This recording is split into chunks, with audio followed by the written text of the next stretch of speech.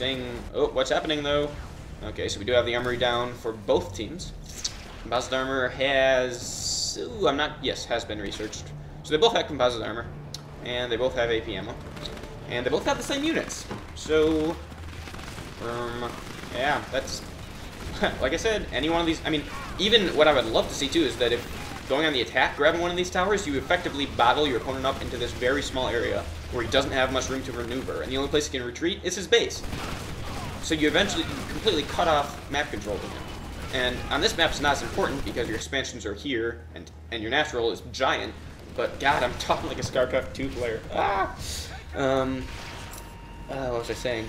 It's not as important for map control, and on this map in particular, because the only expansion is here, and that's only used in late game. But you're definitely cutting off his vision. You're cutting off any hopes of him doing harassment if you have a solid a base down here. And you're just cutting off vision. He has no idea what you're doing if he's not scouting. And you do, on the other hand, you have most of the map under your vision. If you have this middle point and he can't go any farther past here, I mean, you won't have most of here, but you'll have a large amount of the map in your vision. And not only will you see what exactly is happening, but you'll see what's not happening. And sometimes that's even more important, is that if you have the line of sight up here, and you know that he's mined out on his natural expansion and his home base, his main, then, and you don't see anything coming up here, you know he's not expanding. You know it's a good time. You're like, okay, he's not expanding. He's probably making units. Expand. Take this field, and then he's screwed, because even if his initial army beats yours, you have that expansion, and odds are you'll be able to hold off whatever push he has after that. He doesn't have anything. He can't rebuild your force. Well, of course you can't rebuild your force. He can't rebuild his force. You can rebuild, good God. If anyone is keeping up with this horrible example, I applaud you. But yeah, so the point is, he can't rebuild, you can't rebuild, hence you'll win. So knowing what's not happening, you can glean as much information from that as knowing what is happening. And something like the big, major, huge battle. But if you think about it, micro isn't that important. You don't, I mean, you force target things, and that's going to be about it. So at this point, what you still need to be doing, you still need to be making units, you need to be thinking about upgrades, you need to be thinking about putting things down and expanding. Because these naturals go really quick. I mean, it's really easy to get lulled into that sense on this map that you have this massive main, and then you put the same number of harvesters on this little one, and I mean, the first one takes forever, and the second one is just, the natural goes so quickly. So this third Tiberium spike field, rather, I actually like taking that earlier, because if it's going to be in a long game, you're going to need it eventually. And for Apps is crapping out on me again. Off we go. Nope. How about now? Alright, there we go. Okay, so, that's great. Good. Yeah, both players really haven't teched up at all, actually. They haven't needed to. I mean, GDI Tier 3 at this point, you're only going to use Juggernauts. There we go. Look at that. I'm a freaking prophet. And again, guess what? I mean, plus having these defensive towers until they get destroyed makes your jobs, I mean, you don't have to be thinking about as many things anymore. Your mental checklist of the game, you don't have to be thinking, oh god, I have to make sure he doesn't push into my main from here. You have to be thinking that anymore, because, one, most things will get destroyed in Tier 2 by these, and two, if he does, you have plenty of time, because these will stall him, and you have vision there, you can pull back.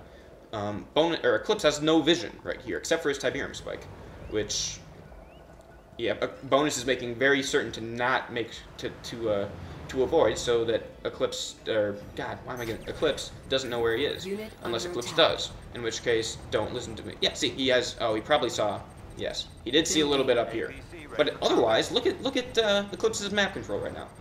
He's got, both things are completely mined out, he has no other map sight, no idea what Bonus is doing, especially in this area. I mean, that's scary. He's really hurting on funds. He's got Juggernauts out. Both teams have Juggernauts out.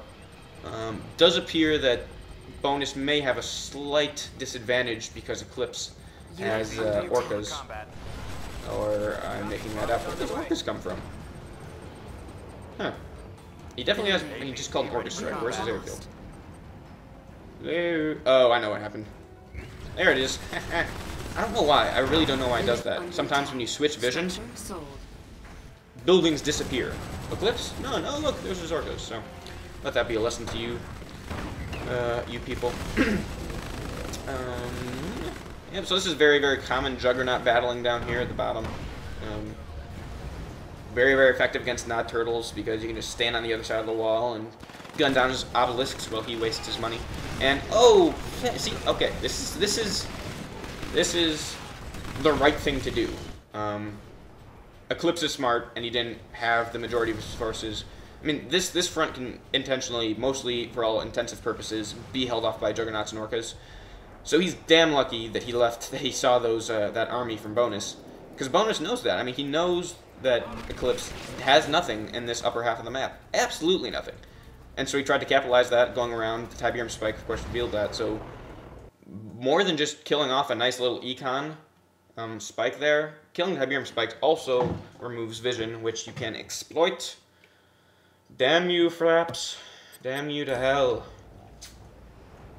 Yeah. So yes, this is a very nicely played match by both. And now, if you look at it, these are the later stages of the game. Micro doesn't become as important as macro, where you have huge amounts of units, being able to manage them, being able to look on multiple fronts, and being able to support your economy. Because taking care of your units really isn't that hard once they're made. I mean, decent micro can be achieved in Cane Giraffe without as... Ooh, that was painful to watch. 3 APCs from one shot of a Sonic Emitter. Very, very nice. Except, okay, so Bonus got caught trying to expand right in the middle of that. Meanwhile, what's Eclipse gonna do? He has to do something because he's broke. Let's look through the eyes of Bonus here. Bonus doesn't know he's broke. Yes, he does. Never mind. Got these. Oh, so now he has Firehawks too. Ooh, Bonus. I like your play. Really do. How did he get... Oh, okay. Well, he got a refinery up too. But, again, he doesn't know where the hell anything is. That's why I love his GDI.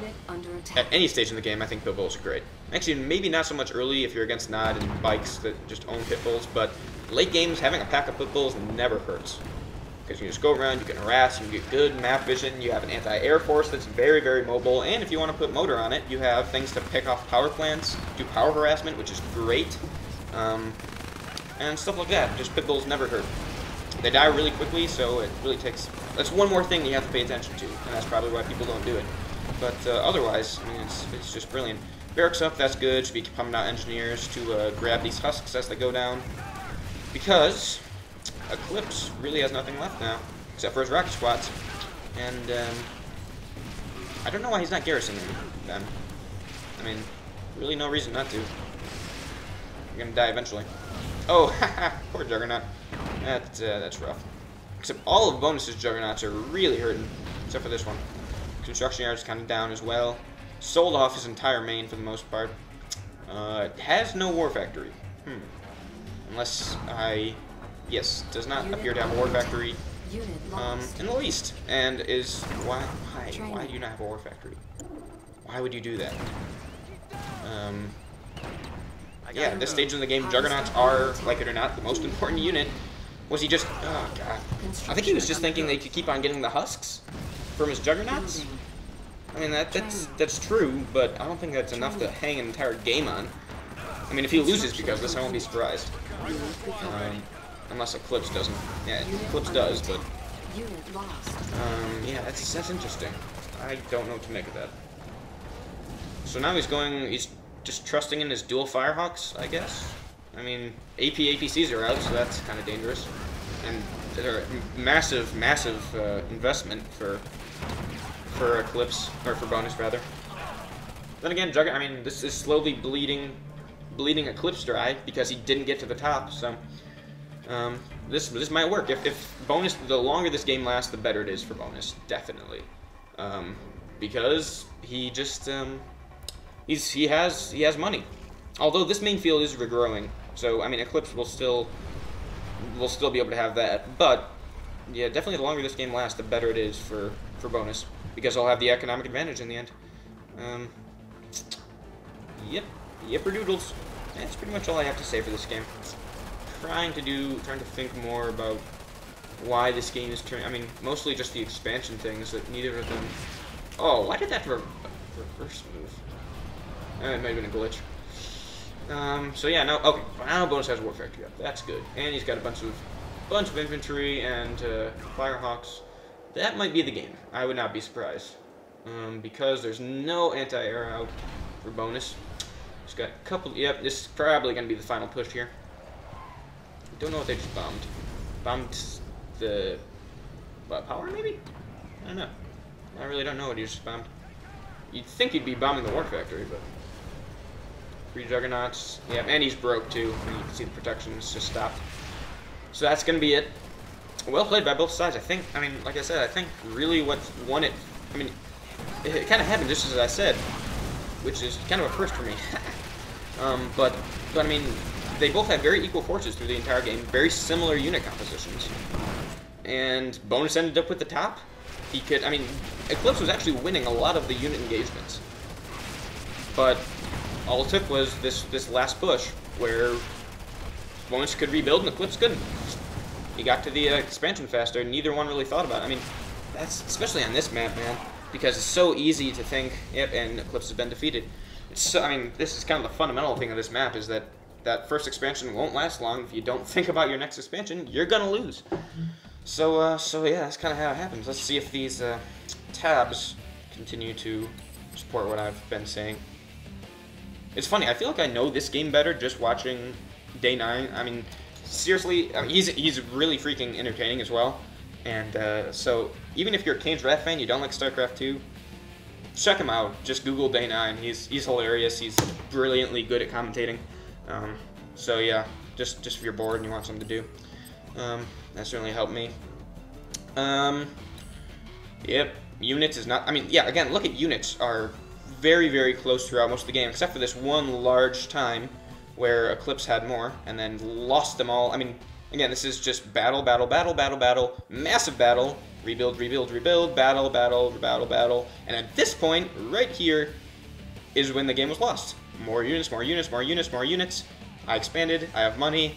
I didn't expand, I don't have money. So the battles are still going about as well, but he can't rebuild, and that's the game.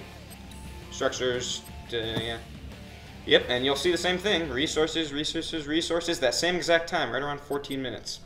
Resources change. And we have a winner.